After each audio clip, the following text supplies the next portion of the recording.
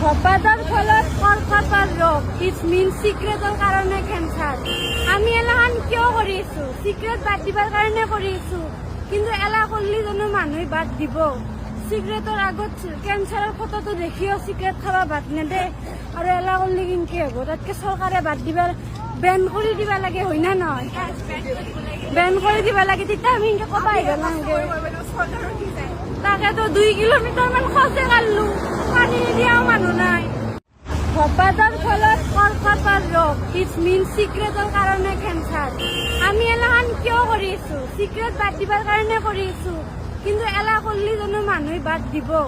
চিক্ৰেটৰ আগত কেঞ্চাৰৰ ফটোটো দেখিও চিক্ৰেট খাবা বাদ নেদে, আৰু এলা কৰিলে কেনেকে হ'ব? তাতকে চৰকাৰে বাদ দিবাৰ বেন কৰি দিবা লাগে, হয় না নহয়? বেন কৰি দিবা লাগে, তেতিয়া আমি এনেকে ক'বা আহিব নালাগে। তাকেতো 2 কিলোমিটাৰ মান খোজে কাঢ়লো, পানী নিদিয়াও মানুহ নাই। ধপাতৰ ফলত কৰ্কটৰ ৰোগ ইট মিনছ চিক্ৰেটৰ কাৰণে কেঞ্চাৰ। আমি এলাহান কিয় কৰি আছো? চিক্ৰেট বাদ দিবৰ কাৰণে কৰি আছো, কিন্তু এলা কৰিলে জানো মানুহে বাদ দিব?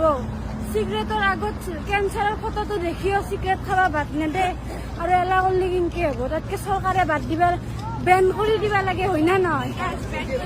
বেন কৰি দিবা লাগে, তেতিয়া আমি এনেকে ক'বা আহিব নালাগে। তাকেতো 2 কিলোমিটাৰ মান খোজে কাঢ়লো, পানী নিদিয়াও মানুহ নাই।